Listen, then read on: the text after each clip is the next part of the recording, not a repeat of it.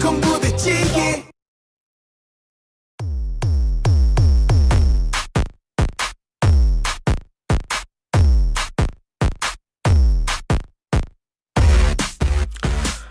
신율의 뉴스 정면 승부 3부 시작합니다. 오늘 하루에 있었던 정치 뉴스 제외한 나머지 분야의 중요한 뉴스 여러분들께 콕콕 집어가지고 알려드리는 정면 브리핑 시간인데요. 자, 그런 이슈들 뉴스들 콕콕 집어서 날카롭고 명확하게 전달해드릴 여러분이 좋아하시는 김영민 아나운서 나와 있습니다. 어서 오십시오. 안녕하세요. 예, 물론 김영민 아나운서는 뭐 김장은 직접 안 하겠지만 네. 부모님들은 하세요? 안 하세요. 안 하시죠? 왜냐면 네, 안 하세요. 맞벌이시잖아. 네. 네, 네. 그러니까 아니 내가 왜 물어봤냐면 근데 이제 사실은 이 김치냉장고가 말이에요. 빌드업이 그거였구나. 네. 그렇죠. 김치냉장고가 이게 사실 이렇게 보면 김치만 넣진 않아요. 딴 것도 그렇죠. 많이 넣어요. 뭐 식혜 이런 것도 그렇죠. 뭐 너무 예를 좋고. 들면 네. 예. 근데 그게 없어요. 우리 집에도 없다고 제가 한번 말씀드렸고 물론 당연히 영민 아나운서도 안 가지고 있겠지만 여러분 갖고 계신지 굉장히 궁금해져요. 바꿀 때 되셨을 수도 있잖아요. 바꿀 때 될 수도 있죠. 그럼요. 그렇지. 네. 야, 센스가 제가 왜 이런 얘기를 했냐면 저희 YTN 라디오가 777 그 유튜브 구독자 70만 달성을 앞두고 있기 때문에 777 감사제를 저희가 시행을 하고 있죠. 구독자 7명을 모아오신 70명한테 정말 선물을 푸짐한 거 많이 드리는 바로 777 감사제. 이게 말이에요. 여기서 1등이 바로 뭐냐면 김치냉장고입니다. 예, 맞습니다. 정말 이제 구독자 70만 목전에 두고 있거든요. 예. 지금 제가 보니까 68만 6천 명의 구독자를 저희가 모으시게 되었는데 더 많은 분들께서 이벤트에 참여를 해주시면 저희가 70만 달성과 동시에 많은 구독자분들께 기분 좋은 선물 전해드릴 수 있지 않을까 싶습니다. 그렇죠. 그 한우 선물 세트도 있답니다. 이야, 근데 진짜 솔직한 얘기로 제가 입맛이 그렇게 막 뭐라 그러죠? 까다롭지 않으세요? 까다롭지가 않아요. 그래서 전 그런가 보다 그런데 어쩌다 한우를 먹으면 진짜 막 입속에 또 없더라고. 맞습니다. 예. 야, 그래요. 예, 그러겠습니다. 예. 제가 한번 한우를 쏘겠습니다. 근데 그 한우가 근데 한우도 준다 그러고 예? 건강기능식품 그렇죠. 그래서 환절기 때 또 이런 거. 맞습니다. 내가 어떻게 얘기하는 거 보니까 무슨 약을 파는 사람 같아가지고 내가 가만히 보니까 그렇게 되는데. 약이 아니고 저희가 정성으로 준비한 선물이고 좀 자세한 참여 방법은 저희 YTN 라디오 유튜브 채널에 커뮤니티 탭 들어가시면 자세하게 나와 있거든요. 참고해 주시면 감사하겠습니다. 자, 어쨌든 저도 한번 응모로 해볼까 솔직한 얘기로 생각이 드는데 저는 안 뽑아줄 거예요. 왜냐면 불공정 시비가 붙을 수 있으니까. 이해충돌 아닌가요? 이해충돌이 될 수도 그럼요. 있네요. 예, 그렇기 때문에 저는 뭐 소용이 없지만 우리 청취자 여러분들은 꼭 참여하셔가지고 정말 1등 쫙쫙 뽑아가셨으면 정말 좋겠습니다. 자, 오늘 첫 소식은 일반의가 의사 커뮤니티로부터 집단 괴롭힘을 당했다. 이런 주장이 지금 있는 모양이죠? 네, 맞습니다. 원래는 대학병원의 소아과 예비 전공이었다가 지금은 서울의 한 병원에서 일반의로 근무하는 의사인데요. 자신이 의사 커뮤니티 안에서 신상이 털리고 모욕을 당하는 등 이 사이버 불링에 시달리고 있다라고 호소를 한 겁니다. 집단 린치를 폭로하겠다라고 이 의사가 글을 올렸는데 몇 주간 지속해서 자신의 실명을 포함한 신상 공개를 이 의사 커뮤니티 안에서 누군가가 공개하고 있고 허위 사실로 명예를 훼손하고 있고 각종 모욕과 욕설을 당하고 있다라고 이야기를 했는데요. 이 괴롭힘이 시작된 게 일반의로 근무를 시작한 이후부터였다라고 이 의사는 주장을 하고 있습니다. 커뮤니티 기준에 맞지 않은 근무지에서 그 일을 하고 있다라는 이유만으로 이렇게 집단 린치를 당하고 있다면서 도와달라. 지금도 손발이 부들부들 떨리고 가슴이 쿵쾅거려서 잠도 잘 못 잔다. 이렇게 하소연하는 글을 올린 겁니다. 이것이 전부 사실이라고 했을 때는 제가 볼 때는 이거는 이 고소를 해도 되지 않을까 이런 생각도 드는데 그 정도로 충격을 많이 받았으면 사실은 이 일반 보도 내용 이외에도 상당히 좀 이 모욕적인 얘기가 있을 수도 있지 않을까라는 추측이 가능한데 그런데 지금 제가 어디서 뉴스에서 봤는데 이 수련병원을 떠난 전공의들이 지금 일반의로 병원에 근무하는 퍼센테이지도 꽤 되는 것 같더라고요. 네, 맞습니다. 일단 한 절반 이상 수련병원을 떠난 전공의들의 반 이상은 의료 현장에 돌아온 것으로 파악이 됐는데 지난달 18일 기준으로 보건복지부가 이 사직이 확정된 전공의들의 재취업 현황을 조사를 했더니 한 50.4%가량이 다시 의사로 근무를 하고 있는 것으로 나타났습니다.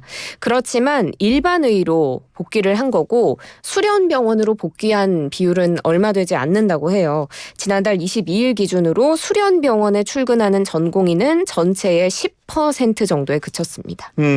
그렇군요.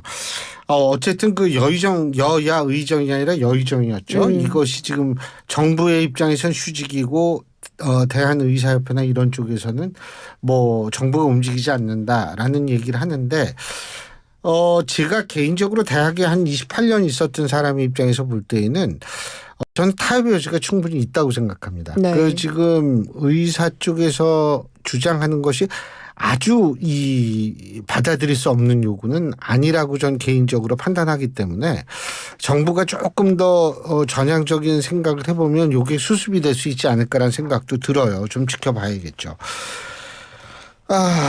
이 얘기 정몽규 대한축구협회장 4선 도전을 공식화했습니다. 네, 맞습니다. 오늘 오전에 후보자 등록 의사 표명서에 서명을 해서 제출을 하면서 이제 4선 도전을 공식적으로 선언을 하게 됐습니다. 이 차기 회장에 도전을 하려면 임기 만료일 50일 전에 자신이 선거에 나가겠다 이 뜻을 축구협회에 밝혀야 되는데 오늘이 임기 만료일인 2025년 1월 21일에 딱 50일 전이었다고 합니다. 지금 정몽규 회장 같은 경우에는 사실 축구하면 딱 떠오르는 인물이기도 하잖아요. 축구와의 인연이 한 30년 정도 되는 1994년에 울산현대 구단주를 시작으로 인연이 꽤 길게 이어져 온 만큼 이번 4선 도전을 하는 것이 아주 이례적이라고 볼 수는 없지만 하지만 최근에 또 이 정몽규 회장을 둘러싼 논란들이 좀 상당했잖아요.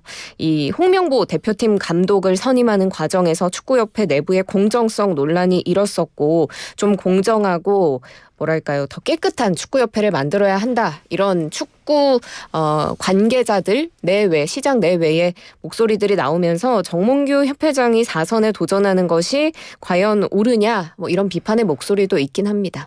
근데 그 지금 허정무 전 국가대표팀 감독도 이 출사표를 던지지 않았습니까? 맞습니다. 그렇죠? 네, 그렇습니다. 그래서 지금 2파전이 된 겁니다.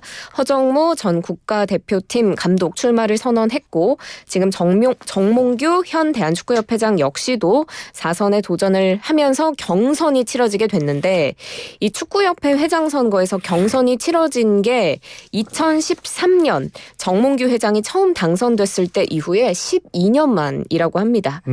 앞서서 허정무 전 감독이 출마를 선언하면서 이런 이야기를 했습니다. 축구협회의 독단적이고 독선적인 운영 체계, 급기야 시스템의 붕괴라는 참혹한 결과를 낳았다. 누군가는 이 추락을 멈춰야 한다는 의무감에서 우리 축구를 다시 살려내는데 작은 미랄이 되기로 결심했다. 이렇게 밝히면서 사실 이 두 사람 간의 대결 구도가 좀 더 팽팽해지는 그런 모양새인데요. 이런 가운데 이 두 사람이 또 최근에 만났더라고요. 지난달 30일에 이 포항 스틸러스와 울산 HD의 2024 코리아컵 결승전에서 이 두 사람이 만나서 짧은 인사를 나눴다고 하는데 조금 어색했을 수도 있을 것 같고요. 차기 축구협회장 선거는 내년 1월 8일에 열립니다.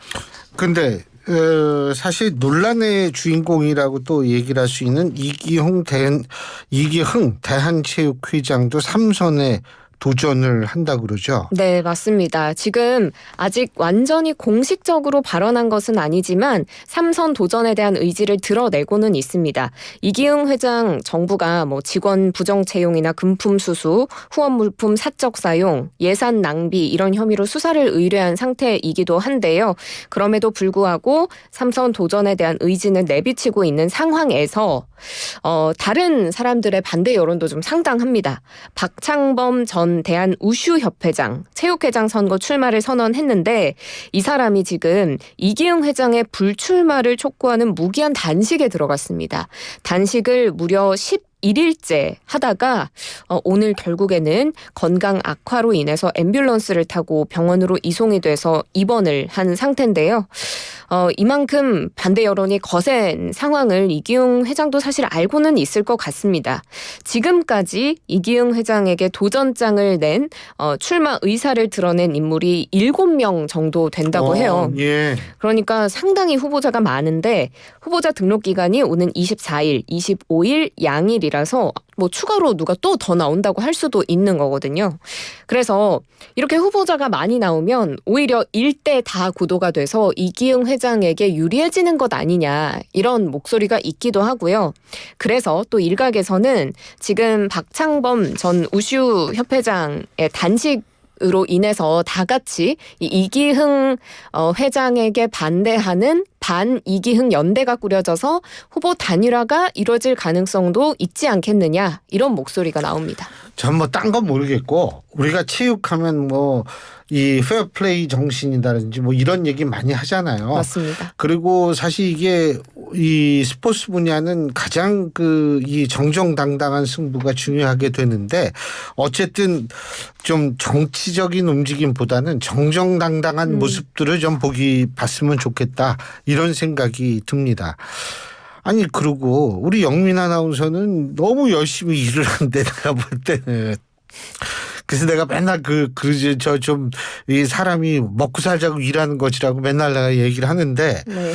근데 요새 일하지 않고 이 쉬는 청년 인구가 꽤 되는 모양이더라고요. 맞습니다. 한국은행이 이 청년층 쉬었음 인구 증가 배경과 평가라는 제목의 보고서를 발간했습니다. 오늘 발표된 내용인데요.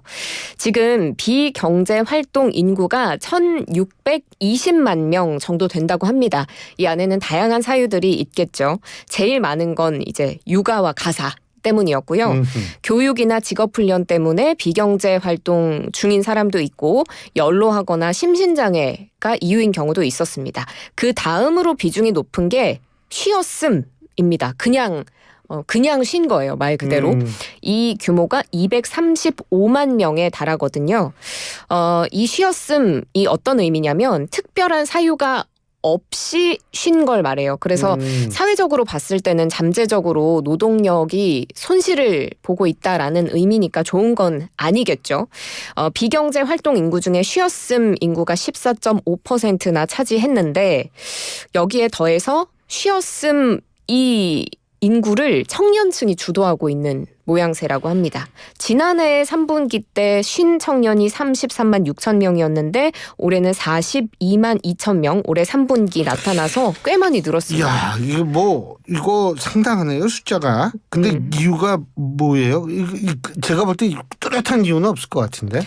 일단 보고서에서 몇 가지 원인을 제시하고는 있는데요. 이 쉬었음 증가로 봤을 때 구체적으로 보면 취업 경험이 있는 청년들에게서 쉬었음에 대한 그런 증가세가 더 많이 나타났다고 하고요.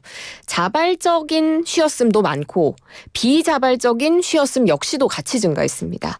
그래서 이 쉬었음을 왜 했을까 사람들이 청년들이 봤을 때 일자리 미스매치와 같은 사회 구조적인 요인이 있다라고 한은의 보고서는 짚었거든요.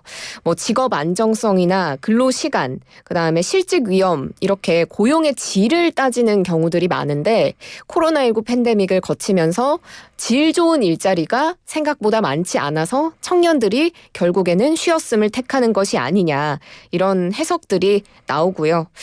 경제활동 인구 조사에서도 좀 이 부분을 짚어볼 수가 있는데 비경제 활동 인구 부가 조사에서 지난해 기준으로 이 쉬었음의 사유로 원하는 일자리를 찾기 어려움이라고 답한 청년층이 그 다음 일을 준비하기 위해서라고 답한 청년보다 훨씬 더 많았습니다. 한 10%포인트가량 더 많았습니다.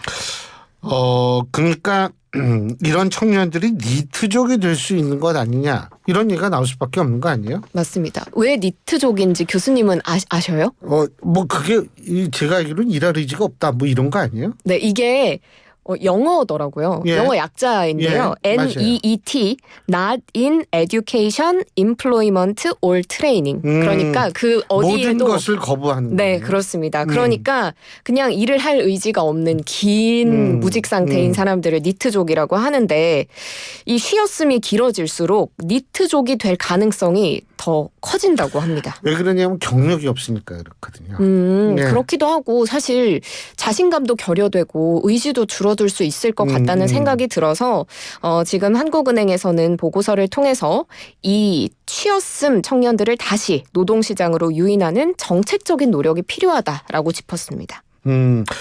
맞아요. 근데 전 하여간 뭐 쉬고 싶을 때가 있잖아요. 맞아요. 모든 거 다 접고 쉬고 싶을 때가 있는데 또 막상 쉬면은 사실은 일을 해버릇하면 일을 하고 싶어하는 그런 게 있는데 이게 계속 쉬면 사실은 일할 엄두가 안 난다거나 그럴 수 있죠. 뭐 계속 사람은 원래 이 뭐라 그러죠? 적응이 아니라 약간 익숙함. 이 일하지 않는 게 익숙하게 되면 이거는 굉장히 그게 힘들어지죠. 그리고 이제 사실 그 일한다라는 게 월급 왜 받는 것 같아요? 예? 월급을 왜 받는 것 같아요? 월급 일 잘해서 주는 게 아니에요. 그럼요. 월급이라는 건 사람이랑 부대끼느라고 수고했다고 주는 게 월급입니다. 예? 그렇군요. 네, 그거는 세계 보편적인 진리예요. 그런데 이게 사람이랑 부대껴 버릇하지 않으면 새삼스럽게 부대끼는 게 굉장히 힘들어요. 그러니까 우리 젊은이들이 그런 부대낌에 그러니까 좀 도전을 해보는 거죠. 맞습니다. 그랬으면 좋겠다라는 생각이 듭니다. 여기까지 할까요? 네. 그래요. 수고하셨어요. 김영민 아나운서였습니다. 일터에서 누구나 지켜야 하는 안전.